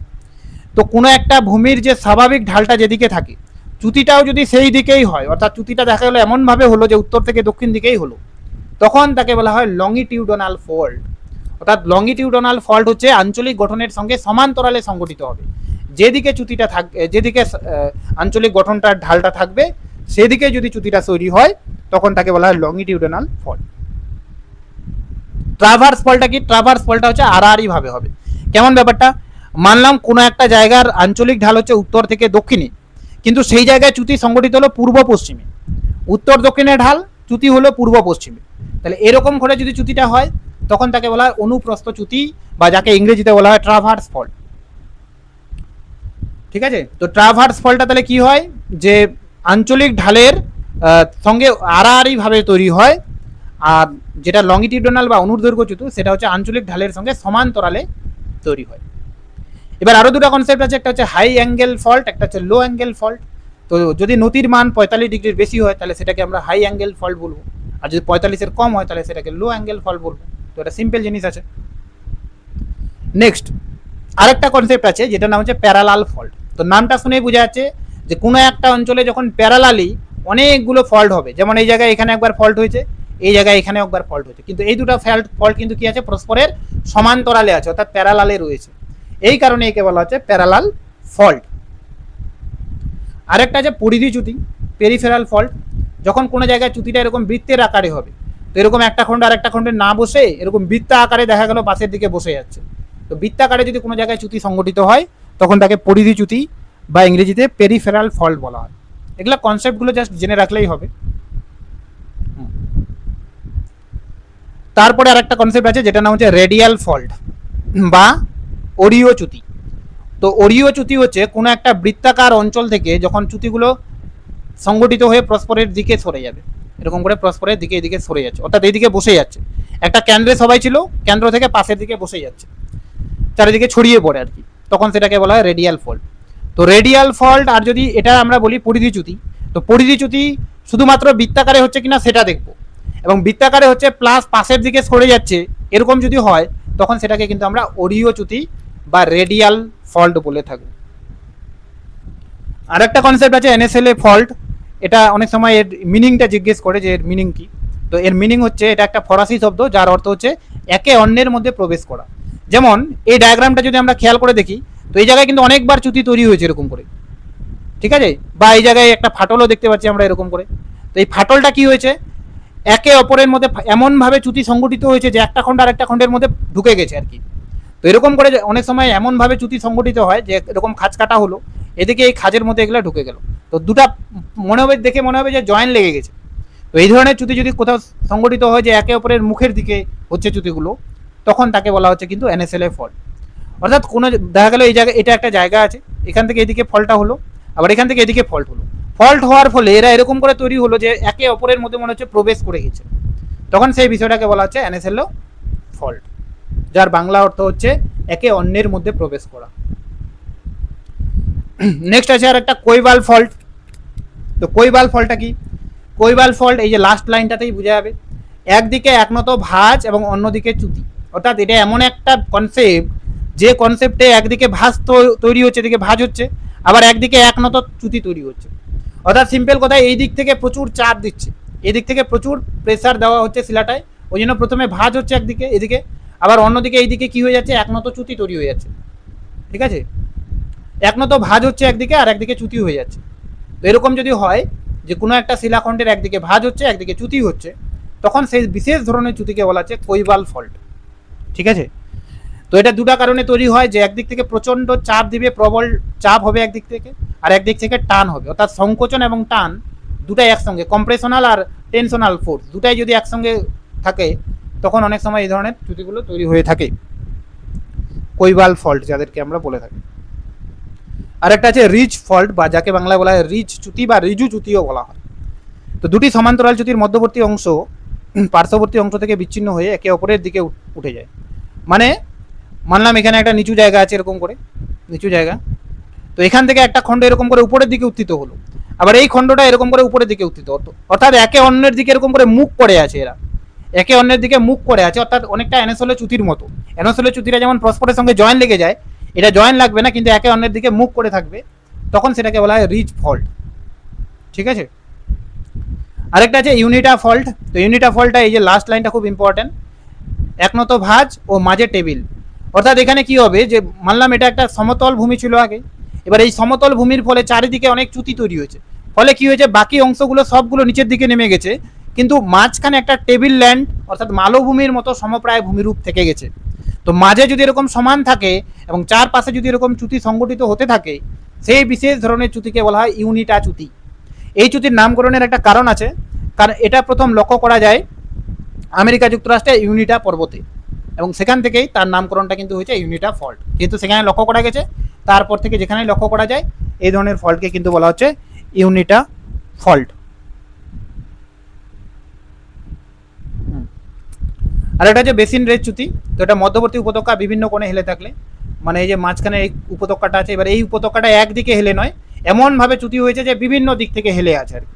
তো কোনো একটা বেসিন এরিয়ার অঞ্চলটা যদি বিভিন্ন দিক থেকে হেলানো থাকে, অর্থাৎ মানে কোনো নদী এদিকে যাচ্ছে কোনো নদী এদিকে যাচ্ছে এরকম টাইপের যদি হয়ে যায়, এবং সেটা যদি চ্যুতির ফলে তৈরি হয়, তখন তাকে বেসিন রেঞ্জ চ্যুতি বলা হয়। ঠিক আছে, তো এই 19 টাইপের চ্যুতি ছিল। প্রথমগুলো খুব ইম্পর্টেন্ট, লাস্টেরগুলো কিন্তু অতটা ইম্পর্টেন্ট নয়। আমি আরেকবার এখানে দেখা দেওয়ার চেষ্টা করছি। এই যে তো নর্মাল ফল্ট বললাম প্রথমে আমরা। নর্মাল ফল্ট মানে এই যে কম্প্রেশনাল এরকম টেনশনাল ফোর্সের ফলে হবে। থ্রাস্ট ফল্ট বা কম্প্রেশনাল ফল্ট, বা যাকে রিভার্স ফল্টও বলা হয়, এটা অ্যাকচুয়ালি এরকম করে হবে। স্ট্রাইক স্লিপ ফল্ট অর্থাৎ পাশাপাশি সরণ হবে। ডিপ স্লিপ ফল্ট অর্থাৎ এই যে এই দুটাকে ডিপ স্লিপ ফল্ট বলা হয়, যেটা এরকম করে উপর নিচে নামবে। আর অবলিক হচ্ছে স্ট্রাইক আর ডিপ স্লিপ, যখন দুটাই একত্রে লক্ষ্য করা যাবে তখন তাকে অবলিক বলা হয়। স্টেপ হচ্ছে যখন সিঁড়ির মতন নিচের দিকে নামতে থাকবে, স্টেপ ফল্ট। দ্রোণী ফল্ট বা কি বলা যায় সোপান চ্যুতি কাকে বলে, সোপান চ্যুতি নয় অ্যাকচুয়ালি পরীক্ষা চ্যুতি, যখন এরকম করে হবে, অর্থাৎ দুই দিকের সোপানগুলো এসে মিলিত হবে। লংগিটিউডনাল ফল্ট অর্থাৎ যেদিকে আমাদের আঞ্চলিক ঢালটা রয়েছে সেদিকেই চ্যুতিটা সংগঠিত হবে। আর ট্রাভার্স ফল্ট আঞ্চলিক ঢালের সঙ্গে আড়াআড়িভাবে হবে, অর্থাৎ আঞ্চলিক ঢাল যদি পূর্ব পশ্চিমে হয় তাহলে ওটা উত্তর দক্ষিণে যদি চ্যুতি তৈরি হয় তাহলে সেটাকে আমরা ট্রাভার্স ফল্ট বলবো। হাই অ্যাঙ্গেল অর্থাৎ 45 ডিগ্রির বেশি, লো অ্যাঙ্গেল মানে 45 ডিগ্রির কম। প্যারালাল ফল কি, প্যারালালি যখন হবে, একাধিক চ্যুতি যখন প্যারালালভাবেই নিচের দিকে নেমে যাবে বা উপরের দিকে উঠে যাবে সেটা। পেরিফেরাল মানে বৃত্তের মতো। রেডিয়াল মানে একটা বৃত্ত থেকে যখন এরকম দূরের দিকে চলে যাবে। ঠিক আছে, কৈবাল মানে একদিকে ভাঁজ একদিকে চ্যুতি এরকম হবে। তো এরকম সবগুলোই আমি একবার করে বললাম। নিচের দিকেরগুলো অতটা ইম্পর্টেন্ট নয়, প্রথমের দিকগুলো ইম্পর্টেন্ট, কিন্তু নিচের দিকগুলো বইয়ের মধ্যে থাকে তো অনেক সময় না পড়লে মানে শান্তি লাগবে না আর কি, ওই জন্য আমি অ্যাড করে দিয়েছি। হ্যাঁ, এবার আমরা পড়বো হচ্ছে ল্যান্ডফর্ম, কি কি ল্যান্ডফর্ম তৈরি হয় চ্যুতির ফলে। তো চ্যুতির ফলে বেশ কয়েকটা ল্যান্ডফর্ম তৈরি হয় এবং খুব পরীক্ষা আসে। প্রথম যে ল্যান্ডফর্মটা তৈরি হয় সেটাকে বলা হয় ফল্ট স্ক্র্যাপ, অর্থাৎ চ্যুতি ভৃগু। তো ফল্ট স্ক্র্যাপটা কিছুই নয়, যে ফল্ট প্ল্যানটা আছে এই ফল্ট প্ল্যানটা অ্যাকচুয়ালি কি একটা ঢাল, তো অবনমিত ভূপৃষ্ঠ আর যেটা ফুটওয়াল আর হ্যাঙ্গিং ওয়ালের মাঝে যে ঢালটা তৈরি হলো সেটাকে বলা হয় চ্যুতি ভৃগু বা ফল্ট স্ক্র্যাপ। এই ফল্ট স্ক্র্যাপ কথাটা কিন্তু বিজ্ঞানী রাসেল প্রথম ব্যবহার করে 1884 সালে। ঠিক আছে, গ্রেট বেসিন অঞ্চলের চ্যুতির বর্ণনা করতে গিয়ে তিনি এরকম ভূমিরূপ দেখেন এবং সেটাকে ফল্ট স্ক্র্যাপ নামে প্রথম চিহ্নিত করেন, কে? রাসেল। তো এগুলাই লেখা আছে কোথায় কি উদাহরণ, দামোদর, কোয়েল, সুবর্ণরেখা, এই উদাহরণগুলো খুব ইম্পর্টেন্ট। এই সমস্ত জায়গায় কিন্তু এরকম ফল্ট স্ক্র্যাপ দেখা যায়। তো এই যে ফল্ট স্ক্র্যাপটা এরকম টাইপের হবে, ঠিক আছে, এটা একটা রিয়াল আর কি পিকচার। নেক্সট আছে রেজুরেক্টেড ফল্ট স্ক্র্যাপ, অর্থাৎ পুনরুজ্জীবিত চ্যুতি ভৃগু, নট চ্যুতিরেখা ভৃগু। তো মানলাম এই জায়গায় একটা চ্যুতি ভৃগু এরকম করে তৈরি হয়েছিল, কিন্তু কোনো কারণে ডেনুডেশন ক্রিয়ার ফলে এটা কিন্তু ভরাট হয়ে গেছে। পরবর্তীকালে আবার কোনো প্রক্রিয়ায়, ঠিক আছে, এটা আবার উত্থিত হলো, অর্থাৎ যেরকম এই যে চ্যুতি ভৃগুটা ছিল সেই ভৃগুটা আবার পুনরায় উত্থিত হলো, তখন তাকে বলা হয় পুনরুজ্জীবিত চ্যুতি ভৃগু, বা একে আরেকটা বাংলা ভাষায় বলা হয় কবর উত্থিত চ্যুতি ভৃগু। যেহেতু মানে কবর দেওয়ার মতো হয়ে গেছিল আর কি, মাটি ঢাকা পড়ে গেছিল, তো এই জন্য বলা হয় কবর উত্থিত চ্যুতিরেখা ভৃগু।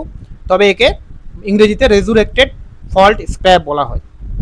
তো ফল্ট স্ক্র্যাপ যেটা অরিজিনালি তৈরি হলো সেটা, এই ফল্ট স্ক্র্যাপ যখন ঢাকা পড়ে যায় আবার পরবর্তীকালে পুনরায় জীবিত হয়, তখন তাকেই বলা হয় রেজুরেক্টেড ফল্ট স্ক্র্যাপ। নেক্সট আছে চ্যুতি রেখা ভৃগু বা fault line scrap. Fault scrap আর ফল্ট লাইন স্ক্র্যাপ একই রকম নয়।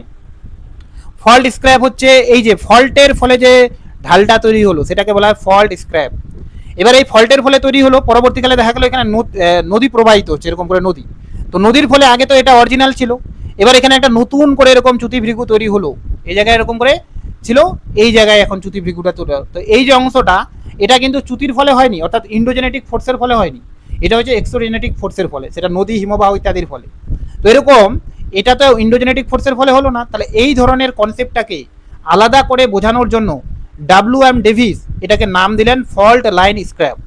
তাহলে ফল্ট স্ক্র্যাপ হচ্ছে এন্ডোজেনেটিক ফোর্সের ফলে অর্থাৎ চ্যুতির ফলে, আর ফল্ট লাইন স্ক্র্যাপ হচ্ছে সেই ফল্ট স্ক্র্যাপের মধ্যেই যখন বিভিন্ন বহির্জাত প্রক্রিয়াগুলো কাজ করার ফলে যদি নতুন করে একটা স্ক্র্যাপ তৈরি হয় তখন তাকে বলা হয় ফল্ট লাইন স্ক্র্যাপ। ফল্ট স্ক্র্যাপের নামকরণ করেছিলেন রাসেল, ভূবিজ্ঞানী রাসেল, আর ফল্ট লাইন স্ক্র্যাপের নামকরণ করেছিলেন ডাব্লিউ.এম. ডেভিস।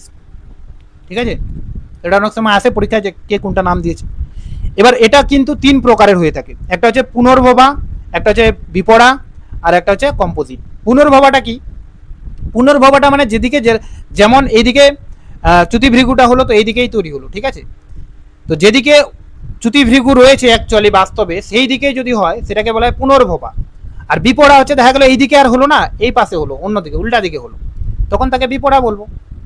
ঠিক আছে, প্রাথমিক যেদিকে ভৃগু আছে তার ঠিক উল্টা দিকে যদি হয় তখন তাকে বিপড়া চ্যুতিরেখা ভৃগু বলবো। আর যদি কোনো একটা শিলাই স্তরে দুটাই দেখা যায়, পুনর্ভবা বিপড়া দুটাই দেখা যায়, তখন তাকে বলা হয় বিমিশ্র চ্যুতিরেখা ভৃগু, বা যাকে ইংরেজিতে বলা হয় কম্পোজিট ফল্ট লাইন স্ক্র্যাপ। এই কম্পোজিট ফল্ট লাইন স্ক্র্যাপ কথাটা আবার আরেকজন ভূবিজ্ঞানী ইউজ করেছেন যার নাম হচ্ছে কটন। তাহলে 3টা কনসেপ্ট পেলাম, একটা হচ্ছে ফল্ট স্ক্র্যাপ কনসেপ্টটা দিয়েছে ভূবিজ্ঞানী রাসেল। ফল্ট লাইন স্ক্র্যাপ যেটা হচ্ছে বহির্জাত প্রক্রিয়ার দ্বারা ঘটে সেটাকে আলাদা করে বোঝানোর জন্য ডাব্লিউ.এম. ডেভিস এই শব্দটা ব্যবহার করেছেন, অ্যান্ড কটন বলেছেন বিমিশ্র চ্যুতিরেখা ভৃগু। ঠিক আছে, এই 3টা কনসেপ্ট যাতে সবার মনে থাকে।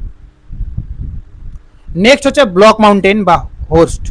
তো ব্লক মাউন্টেনটা কি জিনিস অ্যাকচুয়ালি? তো যখন কোনো একটা খণ্ড দেখা গেলো এই খণ্ডটা নিচের দিকে নেমে গেছে, এই খণ্ডটাও নিচের দিকে নেমে গেছে, তো এই যে উপরের দিকে যে খণ্ডটা থেকে গেল সেটাকে বলা হয় ব্লক মাউন্টেন। ঠিক আছে, আবার এটা এরকমও হতে পারে যে নিচের অংশটা মিডিলটা উঁচু হয়ে গেল, এরকম করে উঁচু হয়ে গেল, আর দুপাশের অংশগুলো যেরকম ছিল সেরকমই আছে। তো যেটাই অ্যাকচুয়ালি উপরের দিকে উত্থিত হবে সেই অংশে যে মাউন্টেন তৈরি হয় সেটাকে বলা হয় হোস্ট আর ব্লক মাউন্টেন। দুটো একই অর্থে ব্যবহার করা হয়, বেশিরভাগ ভূবিজ্ঞানীরা দুটাকে একই অর্থে ব্যবহার করেছেন, কিন্তু অনেক ক্ষেত্রে আবার হোস্টটা অ্যাকচুয়ালি স্মলার এরিয়াকে বোঝাতে বা স্মলার কনসেপ্টকে বোঝাতে, ছোট এলাকার এরকম ধরনের পর্বতকে বোঝাতে ব্যবহার করা হয়। আর ব্লক মাউন্টেনটা হচ্ছে অনেক সময় লং ন্যারো, মানে লম্বা আর কি পর্বত বা লম্বা এই ধরনের ভূমিরূপকে বোঝাতে ব্যবহার করা হয়। ঠিক আছে, এখানে দেওয়া আছে এই কনসেপ্টটা, যে হোস্ট হচ্ছে আপস্ট্যান্ডিং ব্লক অফ দ্য ফল্ট, অর্থাৎ একটা চ্যুতির ফলে যে উপরে উত্থিত ভূমিরূপ, উপরে যে উত্থিত অংশটা থাকলো চ্যুতির ফলে, যেমন এখানে এটা উত্থিত হয়েছে, এখানে এটা উত্থিত হয়েছে, আবার এখানে এই দুটা খণ্ড উত্থিত হয়েছে, এই সমগ্র খণ্ডগুলোকে অ্যাকচুয়ালি কি বলা হয়, হোস্ট বলা হচ্ছে। আর ব্লক মাউন্টেনটা কি, ব্লক মাউন্টেন বা স্তূপ পর্বত, এটা হচ্ছে লং রিজ লাইক হোস্ট, অর্থাৎ লম্বা লম্বা রিজের মতো, শৈলশিরার মতো, অর্থাৎ অনেকটা দৈর্ঘ্যে যখন সেটা বড় হবে তখন তাকে আমরা ব্লক মাউন্টেন বলবো। যেমন সাতপুরা এই যে block mountain, not host, Satpura যেহেতু লম্বা আছে তো সাতপুরা হচ্ছে একটা ব্লক মাউন্টেনের উদাহরণ। আবার শিলং মেঘালয় প্লেটু, এটা সংক্ষিপ্ত ছোট একটা অঞ্চল, ছোট এলাকার মধ্যে আছে, তো এটাকে অনেক সময় হোস্ট বলা হয়। তাহলে শিলং মেঘালয় প্লেটু এগুলো হচ্ছে হোস্টের উদাহরণ, কিন্তু সাতপুরা, মেসেটা, তারপর হচ্ছে ব্ল্যাক ফরেস্ট, ভোগেস, এই যে পর্বতগুলো আছে এগুলো কিন্তু সব হচ্ছে ব্লক মাউন্টেনের উদাহরণ, অর্থাৎ বোঝাই যাচ্ছে এগুলো কিন্তু দৈর্ঘ্যে অনেকটা বড়। তাহলে হোস্ট আর ব্লক মাউন্টেনের মধ্যে উদাহরণগুলো কিন্তু মনে রাখতে হবে, প্লাস কনসেপ্টটা ভালো করে বুঝতে হবে। হোস্ট মানে যে কোনো জিনিসকে যেটা উপরে উত্থিত হবে সেটাকে হোস্ট বলা হয়, আর এটা যদি লম্বা হয়ে যায় তখন সেটারই নাম চেঞ্জ হয়ে আমরা ব্লক মাউন্টেন বলতে থাকবো। অর্থাৎ ব্লক মাউন্টেন একটা লার্জার কনসেপ্ট আর হোস্ট হচ্ছে একটা স্মলার এরিয়ার কনসেপ্ট। ঠিক আছে, এবার এই যে ব্লক মাউন্টেন বা হোস্ট যেটাই হোক না কেন, এ কিন্তু দুইভাবে হতে পারে, একটা হচ্ছে টিল্টেড, একটা হচ্ছে লিফটেড। টিল্টেড মানে কি, টিল্টেড মানে চ্যুতির ফলে ব্লকটি যদি একদিকে কাত হয়ে যায়, মানলাম এরকম করে একদিকে হেলে আছে, তো একদিকে হেলে থাকলে তাকে টিল্টেড বলবো আমরা। টিল্টেড কথার অর্থ হচ্ছে হেলা বা ঝুঁকে থাকা। আর লিফটেড মানে হচ্ছে একদম সোজাভাবে যদি দাঁড়িয়ে থাকে, এরকম করে, যেমন এখানে এটা আছে সোজা, তো এরকম যদি দাঁড়িয়ে থাকে তখন সেটাকে বলা হয় লিফটেড। তো টিল্টেড আর লিফটেড, টিল্টেড যদি কাত হয়ে থাকে তাহলে টিল্টেড, আর যদি সোজা থাকে তখন তাকে বলা হয় লিফটেড ব্লক মাউন্টেন। ঠিক আছে, নেক্সট আছে হচ্ছে গ্রস্ত উপত্যকা বা গ্রাবেন, যাকে ইংরেজিতে বলা হয় রিফট ভ্যালি আর গ্রাবেন। এই রিফট ভ্যালি আর গ্রাবেন শব্দটাও কিন্তু প্রায় সমার্থক শব্দ, কিন্তু তাদেরকে যদি আমরা আলাদা করি তাহলে গ্রামেন, রিফট ভ্যালি যেটা আছে এটা কিন্তু রিলেটিভলি লার্জার, অর্থাৎ এর এরিয়াটা বড়। যখন বড় এরিয়ার মধ্যে সংগঠিত হবে তখন তাকে আমরা গ্রস্ত উপত্যকা বা লিফট ভ্যালি বলে দেবো, রিফট ভ্যালি। আর যখন তুলনামূলক স্মলার এরিয়া হবে তখন তাকে আমরা গ্রাবেন বলবো। তাহলে গ্রাবেন হচ্ছে ছোট এলাকার ক্ষেত্রে, আর রিফট ভ্যালি হচ্ছে লার্জার এলাকার ক্ষেত্রে। রিফট ভ্যালি হচ্ছে লার্জার এলাকার ক্ষেত্রে। তো কনসেপ্টটা আগে আমরা বুঝে নিই। তো আমরা একটু আগে ডায়াগ্রামের মধ্যে দেখলাম যে এই মাঝখানেরটা তো উঁচু হয়ে গেল, কিন্তু এই যে দুপাশের খণ্ডগুলো, এই দুপাশের খণ্ডগুলো তো নিচু হয়ে থাকলো। তো এই নিচু হয়ে থাকা অংশগুলোকেই বলা হয় কি বলা হয়, রিফট ভ্যালি বা গ্রাবেন। ঠিক আছে, গ্রাবেন বলা হয়। এখানে লেখাও আছে, কোথায় লেখা ছিল, এই যে লেখা আছে গ্রাবেন। ঠিক আছে, তো গ্রাবেন, যেমন এখানে রিফট ভ্যালিটা মাঝে তৈরি হয়েছে, কারণ মাঝেরটা নিচু এই কারণ, তো মাঝেও তৈরি হতে পারে, দুপাশেও তৈরি হতে পারে। এক কথায় যেটা উঁচু হয়ে থাকবে সেটা হোস্ট বা ব্লক মাউন্টেন, আর যেটা নিচু হয়ে থাকবে সেটা রিফট ভ্যালি বা গ্রাবেন। এটুকু কনসেপ্ট যাতে মাথায় থাকে। এবার এই যে রিফট ভ্যালিটা, এটা দুভাবে তৈরি হতে পারে। কিভাবে দুভাবে তৈরি হতে পারে, একটা স্বাভাবিক চ্যুতির মধ্যবর্তী অংশ নিচে নেমে গেলে। স্বাভাবিক চ্যুতি মানে কি, স্বাভাবিক চ্যুতি মানেই নিচে একটা খণ্ড এরকম করে নিচের দিকে নেমে যাবে। তো এই যে নিচে নেমে গেল, নিচে নেমে গিয়ে কিন্তু মাঝখানে যেটা নিচু এলাকা হলো সেই জায়গায় কিন্তু এরকম করে রিফট ভ্যালি বা গ্রাবেন তৈরি হতে পারে। আর আরেকটা হচ্ছে মধ্যবর্তী অংশ, যদি মধ্যবর্তী অংশটা ওরকমই থাকে কিন্তু পাশের অংশগুলো বিপরীত চ্যুতির ফলে উপরের দিকে যদি এরকম করে উঠে যায়, তো মাঝের যে অংশটা সেখানেও কিন্তু হতে পারে। অর্থাৎ সিম্পল কথা, দুপাশের অংশগুলো উপরের দিকে উঠে গেলে মাঝের যে নিচু অংশটা সেটাকে আমরা বলবো রিফট ভ্যালি বা গ্রাবেন। আর যদি দুপাশের অংশটা ওখানেই থাকে, মাঝের অংশটা নিচু হয়ে যায়, তখন সেটাকে বলবো আমরা রিফট ভ্যালি। তবে এমন নয় যে মাঝের মাঝেই খালি তৈরি হবে, দুপাশেও তৈরি হতে পারে। মাঝখানে স্তূপ পর্বত, দুপাশে গ্রাবেন, এরকম কিন্তু তৈরি হতে পারে। সিম্পল লজিক হচ্ছে যেটা নিচু থাকবে সেটা রিফট ভ্যালি, যেটা উঁচু থাকবে সেটা হচ্ছে হোস্ট বা ব্লক মাউন্টেন। এবার এর বেশ কয়েকটা উদাহরণ আছে, যেমন রাইন ভ্যালি, রিফট ভ্যালি, যেটা 320 কিলোমিটার দীর্ঘ। তাহলে এতটা দীর্ঘ, তাহলে নিশ্চয়ই একে আমরা রিফট ভ্যালি বলবো, গ্রাবেন বলবো না। জর্ডান রেড সি, ঠিক আছে, জাম্বিজি রিফট ভ্যালি, এই যে সিস্টেমটা আছে এটা প্রায় 4800 কিলোমিটার দীর্ঘ। তো এটা তাহলে রিফট ভ্যালি হবে, এটাকে তাহলে আমরা গ্রাবেন বলবো না যেহেতু এগুলো বড়। ডেড সি, ডেথ ভ্যালি ক্যালিফোর্নিয়াতে যেটা আছে, নর্মদা ভ্যালি আমাদের, দামোদর ভ্যালি, তাপি, সোন, এগুলো যদিও এগুলা নিয়ে কনসেপ্ট আছে, মানে এগুলাকে অনেকে বলে যে এটা রিফট ভ্যালি, অনেকে বলে গ্রাবেন। ঠিক আছে, তো যাই হোক, দুটাই তো একই রকম জিনিস। তো এই হলো কতগুলো উদাহরণ আছে, উদাহরণগুলো কিন্তু পরীক্ষায় আসতে পারে যে এটার মধ্যে কোনটা রিফট ভ্যালির উদাহরণ। তো উদাহরণগুলো একটু মনে রাখতে হবে। নর্মদা রিভারটা যেমন নিচু হয়ে গেছে, দুপাশের খণ্ডগুলো, একদিকে বিন্ধ্য পর্বত আছে, একদিকে সাতপুরা পর্বত আছে। তাহলে সাতপুরা আর বিন্ধ্য কি এক একটা স্তূপ পর্বত, ব্লক মাউন্টেন। একে আমরা হোস্ট বলবো না, কারণ এটা হচ্ছে লম্বা দীর্ঘাকার, তো ব্লক মাউন্টেন। আর মাঝখানে যেটা আছে সেটাকে আমরা রিফট ভ্যালি বলবো, কারণ এটাও অনেক দৈর্ঘ্য। যদি দৈর্ঘ্যটা ছোট হতো তখন তাকে আমরা গ্রাবেন বলতাম। গ্রাবেন এই জন্য বলি না, গ্রাবেন আমরা এখানে বলবো না এটাকে, গ্রাবেন বলবো একটা, গ্রাবেনের উদাহরণ আছে পাশের দিকে আছে, আমি বলছি ধীরে। এখানেও সেম এরকম করে। তবে একটা কথা মনে রাখতে হবে যে রিফট ভ্যালি শুধুমাত্র ভূপৃষ্ঠের উপরে তৈরি হবে এরকমটা কিন্তু নয়। রিফট ভ্যালি কিন্তু সমুদ্রের নিচেও সংগঠিত হতে পারে। যেমন আমাদের যে সুন্দর ট্রেঞ্চ আছে, সুন্দর ট্রেঞ্চ, তো সুন্দর ট্রেঞ্চ কিন্তু একটা রিফট ভ্যালির উদাহরণ। তো সুন্দর ট্রেঞ্চ সমুদ্রের নিচে আছে। তো এটাও কিন্তু মনে রাখতে হবে যে রিফট ভ্যালি সবসময় যে ভূপৃষ্ঠের উপরে সংগঠিত হয় সেরকমটা নয়, ভূপৃষ্ঠের নিচে অর্থাৎ সমুদ্র তলের নিচেও কিন্তু যদি এরকমই সেমভাবে তৈরি হয় তখনও তাকে আমরা রিফট ভ্যালি বলে থাকবো। আরেকটা এখানে উদাহরণ আছে নর্থ আমেরিকা প্লেট আর ইউরেশিয়ান প্লেটের মাঝে, ঠিক আছে। আচ্ছা নর্মদার আছে পরের দিকে আছে। এবার রিফট ভ্যালি উৎপত্তির পিছনে তিনটা থিওরি আছে। একটা হচ্ছে টেনশনাল থিওরি বা কিস্টোন হাইপোথেসিস। এগুলো জাস্ট থিওরিগুলো জানে রাখলেই হবে, পরীক্ষায় যদি কোশ্চেন আসে এরকম আসবে যে কিস্টোন হাইপোথেসিস কিসের উৎপত্তি ব্যাখ্যা করে, তো রিফট ভ্যালির উৎপত্তি ব্যাখ্যা করে। কম্প্রেশনাল হাইপোথেসিস কিসের উৎপত্তি ব্যাখ্যা করে এরকম, বা বুলার্ড কিসের উৎপত্তি সম্পর্কে নিজের মতামত প্রকাশ করেন এরকম। তো অ্যাকচুয়ালি কি প্রথমে কিস্টোন হাইপোথেসিস, যেটা কিস্টোন বলতে তিনি একটা খিলান বা বিল্ডিং এর কথা বলেছিলেন, কোনো বিল্ডিং বা কোনো ব্রিজের কথা। তো মানলাম এরকম করে একটা বিল্ডিং আছে, একটা বড় বাড়ি আছে। তো বলছে বড় বাড়ির মাঝখানের যে মেইন কিস্টোনগুলো অর্থাৎ পাথর, বড় বড় পাথরগুলো, সেগুলো যদি হঠাৎ করে ধসে যায় তাহলে কি হবে, এই অংশটা নিচু হয়ে যাবে। আর দুপাশে যে এই যে উঁচু উঁচু হয়ে থাকলো, তাহলে এই উঁচু অংশগুলোকে তিনি বললেন যে এগুলো হচ্ছে ব্লক মাউন্টেন আর এটা হলো স্তূপ পর্বত।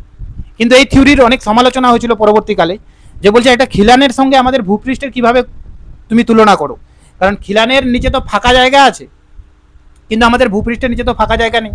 ফাঁকা জায়গাও যদি থাকে, যদি এরকম করে কোনো জায়গায় গর্তও তৈরি হয়, তাহলে নিচ দিয়ে তো ভূপৃষ্ঠের আগ্নেয়গিরির অগ্নুৎপাত বাইরে বেরিয়ে আসবে, তাহলে সেটার তুমি কি করে মোকাবিলা করবে।